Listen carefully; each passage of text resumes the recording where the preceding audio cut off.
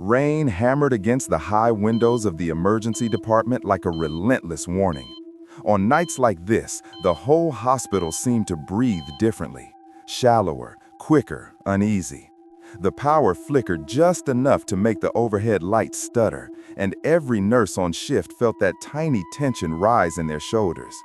Night storms never brought anything good. And on this one, physician assistant Alex Morgan had no idea he was stepping into the moment that would follow him for the rest of his life. He remembers the exact second the paramedic doors burst open. A gust of cold, wet air swept through the hallway as two medics rushed in a stretcher with a man slumped over, his skin pale under the harsh fluorescence. Unresponsive male, mid-40s, the lead medic called out, found by neighbors, labored breathing, hypotensive, GCS-5, names Michael Carter. Michael's chest rose in shallow, uneven gasps. His pulse was thready, barely there. His clothes were damp, his fingernails tinged blue. Alex had seen critical patients before, but something about this man's stillness seemed heavier, as if something unseen was standing behind him, leaning over his shoulder. He brushed off the thought and snapped into his routine. Airway first, always airway. He gave orders, steady and calm. Let's get him on oxygen, draw labs, 2 large-bore IVs, prep for possible intubation. The nurses moved around the bed in a choreographed current, their motions swift despite the hour and the storm. But then, the first unusual thing happened. As they transferred Michael from the stretcher to the ER bed, the room temperature dropped. Not a soft chill, but a sudden, unmistakable cold that made the hairs on Alex's arms rise. The nearest nurse paused, rubbing her own arms quickly as if embarrassed. "Did anyone mess with the thermostat?" she muttered. No one had. Michael's eyes fluttered open, not fully, just enough to reveal a thin slit of white beneath the lids. Alex stepped closer, expecting agonal reflexes. But then Michael's gaze shifted, slowly, deliberately, landing right on him. It wasn't the random wandering of a dying patient. It was focus, sharp, intentional, almost pleading. "Michael," Alex said, "can you hear me?" The man's lips moved, barely. A dry, broken parting of skin. No sound came out. Alex leaned in. "Michael, what are you trying to say?" The monitors beeped in chaotic protest. Heart rate irregular, oxygen saturation unstable, blood pressure dipping into the 50s. Logically, clinically, a patient this unstable shouldn't be conscious enough to form words. But Michael kept trying. His chest trembled with the effort. One nurse backed away. "His eyes look wrong," she whispered. Alex wanted to correct her, to reground the team in medicine. Hypoxia could cause odd expressions. Acidosis could cause confusion. But even he couldn't deny the strange tension tightening in the room. As they worked, the erratic breathing deteriorated into labored gasps. The monitors screamed. Michael's pulse danced between chaos and silence, and the fluorescent lights flickered again, casting the entire room in a brief, ghostly strobe. And then, something impossible happened. Michael's hand, cold, rigid, seemingly without strength, shot up and latched onto Alex's wrist with startling force. Alex froze. The man's grip was ice cold, strong enough to hurt. His eyes opened fully now, wide and filled with the terror Alex had never seen in a living patient, or any patient. Michael mouthed something again. This time, Alex heard a faint rasp, barely audible over the beeping monitors. A sound shaped like words, but too weak to understand. "What is it, Michael?" Alex whispered. For the first time in his career, Alex felt something colder than death. Something watching, something waiting, and the night had only just begun. Long before the storm, long before the night that would carve itself into his memory, Alex Morgan lived a life rooted in logic. He grew up in a quiet suburb outside Columbus, Ohio, the kind of place where streetlights came on at the same time every evening, and nothing truly unpredictable ever happened. His parents were both teachers, rational, practical people who believed every problem had a solution if you followed the steps carefully enough. Alex absorbed that worldview like oxygen. Even as a kid, he was fascinated by the human body, not in a mystical sense, but in a mechanical one. He saw anatomy like a machine, systems, circuits, signals. He read medical books for fun, the way other kids devoured comics. In high school, when a guest speaker, an emergency physician, explained the controlled chaos of life-saving medicine, Alex knew instantly what he wanted to do. It wasn't the heroism that drew him, it was the clarity. In medicine, there were rules, patterns, predictable outcomes rooted firmly in physiology. During PA school, that belief only deepened. He spent nights hunched over textbooks, memorizing pathways, learning to read lab data like a second language. Clinical rotations exposed him to trauma bays, ICU alarms, and the sharp finality of death, but nothing ever felt supernatural. Everything could be traced back to chemistry, electricity, or pathology. Even the eerie moments that unsettled other students didn't shake him. A patient talking to an empty corner of the room? Delirium. A family insisting they felt a presence after their loved one passed? Grief. His instructors drilled one mantra repeatedly: trust physiology. The body never lies. And Alex believed it with the unwavering certainty of someone who had never been proven wrong. When he accepted his first full-time position in the emergency department, he walked in determined to be the kind of clinician patients could rely on. He worked extra shifts, volunteered for harder cases, and forced himself to stay calm even when his heart raced beneath his scrubs. Inside, he carried a quiet fear of making a mistake, but he covered it with preparation and discipline. He never believed in ghosts, not once. He didn't believe in omens, curses, or signs from the other side. He believed in lab values, diagnostic algorithms, and evidence-based medicine. He believed there was always a medical explanation. Which is why, years later, when he would sit alone replaying the events of that stormy night, the part that haunted him the most wasn't the told breath, or the whisper that didn't belong in a dead man's throat, or the impossible strength of a dying patient's grip. It was the shattering realization that for the first time in his life, physiology had lied to him. And nothing in his training prepared him for that. Michael Carter's story didn't begin in the emergency department. It began miles away, in a small, aging apartment tucked behind an overgrown hedgerow on the east side of town. People didn't know much about him, not really, but they knew enough to paint the outline of a life that had slowly unraveled long before his body did. Neighbors later told the hospital staff that Michael had been laid off 6 months earlier. He used to leave the apartment every morning at the same time, lunchbox in hand, nodding politely to the elderly woman who walked her dog outside.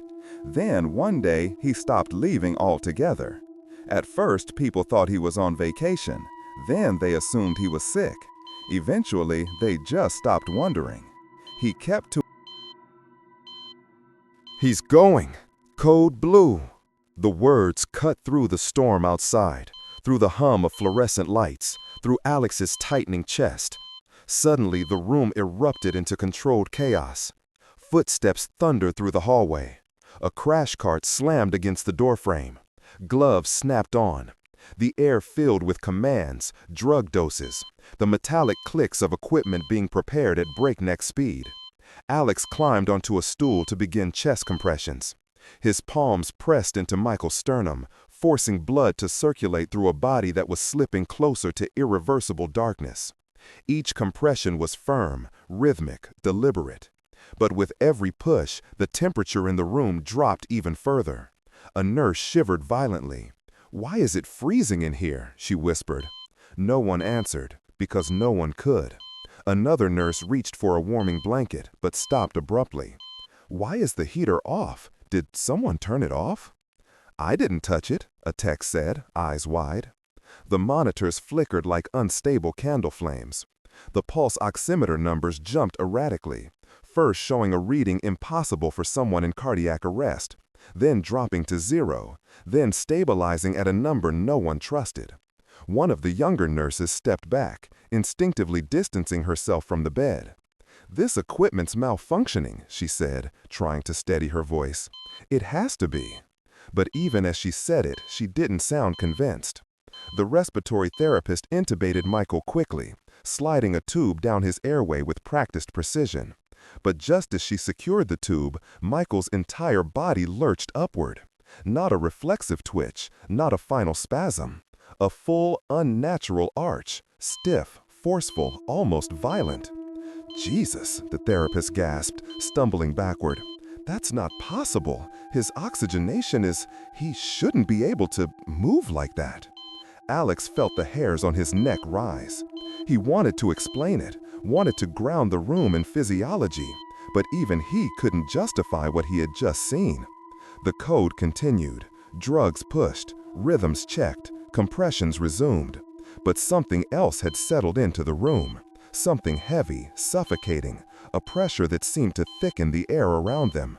And then, abruptly, the heart monitor drew a straight, unwavering line across the screen. Asystole. "Pause compressions," Alex said, though his voice felt distant, as if someone else were speaking through him. He leaned forward, listening for breath sounds he knew wouldn't be there. The room quieted, tension tightening like a fist. The storm outside rattled the windows, but inside, it felt as if the air itself had stopped moving. And then, Michael exhaled. The sound was unmistakable. A strong, deliberate breath pushed past his lips, lifting his chest slightly. It was not residual air, not post-mortem release. It was intentional. Everyone froze. Alex leaned down, closer to the man's face. His own breath hitched. The room felt impossibly cold now, like an unseen presence had stepped into the space between life and death and claimed it. Michael's lips parted. A whisper escaped, raspy, broken, but formed with absolute clarity. "Don't let him in." A veteran nurse yelped and stumbled backward, nearly tripping over a tray. Another staff member pressed herself into the corner, tears filling her eyes. "No, no, I saw something behind him," she whispered, trembling. Alex didn't turn. He couldn't. His body was frozen, suspended between logic and something far older than the science he believed in. For several long seconds, no one breathed. Finally, with shaking hands, Alex checked the time. Time of death. He swallowed hard. 2:47 a.m. But even after death was called, no one moved toward the body. No one reached to turn off the monitors. No one took a step closer to the bed. Because every person in that room, trained, seasoned, rational, felt the same chilling certainty. They were not alone.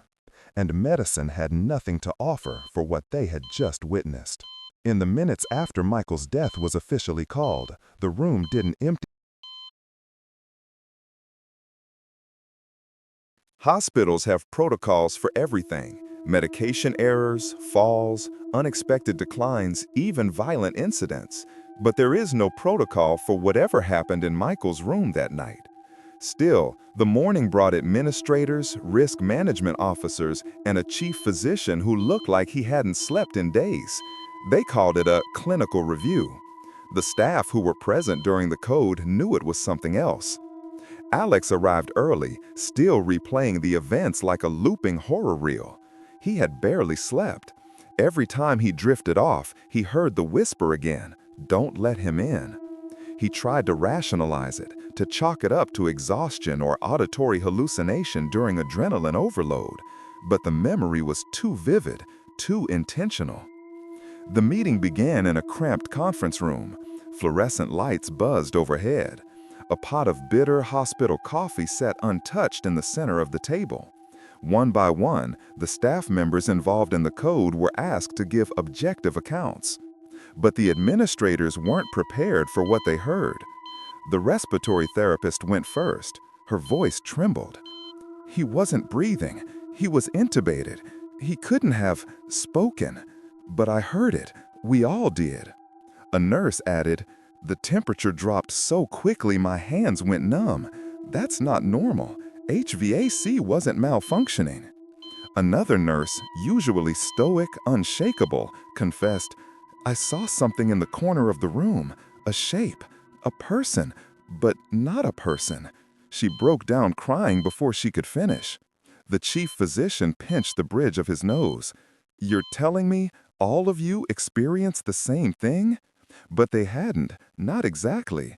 Each version differed slightly, as if whatever had been in the room had revealed itself differently to each person. That only made it more disturbing. When it was Alex's turn, the room fell silent. He took a breath, steadying his voice. "I know what I'm supposed to say. I know what's medically possible. But what happened that night?" He paused, the memory tightening in his stomach. "He died. He had no spontaneous respirations. He had no cardiac activity. And then he breathed. And he spoke, clearly. He said, 'Don't let him in.'" A thick, uneasy silence followed. Risk management exchanged glances, concerned, skeptical, but also clearly unsettled. They asked if the team wanted counseling. Several staff members quietly accepted. But something became very clear as the meeting dragged on.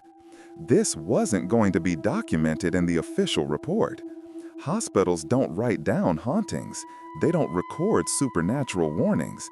They don't acknowledge shadows staring from the corners of dim ICU rooms. The final explanation was predictable: equipment malfunction, stress response, collective misperception under duress. The administrators reassured them that what they experienced was understandable given the intensity of the code. But when the meeting ended, the staff didn't feel reassured. They felt dismissed. Worse, they felt watched. As Alex walked back through the quiet corridor, he couldn't shake the sensation that something had followed him from that room, into that meeting, and maybe even beyond the hospital walls. Whatever happened that night wasn't finished with him. And deep down, he feared he knew exactly what Michael's whisper had meant. Years passed before Alex Morgan found the language to describe what happened that night. And even now, he admits the memory returns in pieces, like a film reel burned at the edges, flickering back to life without warning. He says he didn't realize how deeply the experience had shaped him until the noise of emergency medicine quieted, until his life settled into routines that should have felt steady. Instead, every night shift carried an echo. The dim hallways, the hum of fluorescent lights, the faint antiseptic smell that clung to his scrubs, all of it reminding him of Michael Carter. He never became fearful of death itself, but the boundary surrounding it, the thin, silent threshold where breath ends and something else begins, became a place he approached with a different kind of respect. He describes learning to pause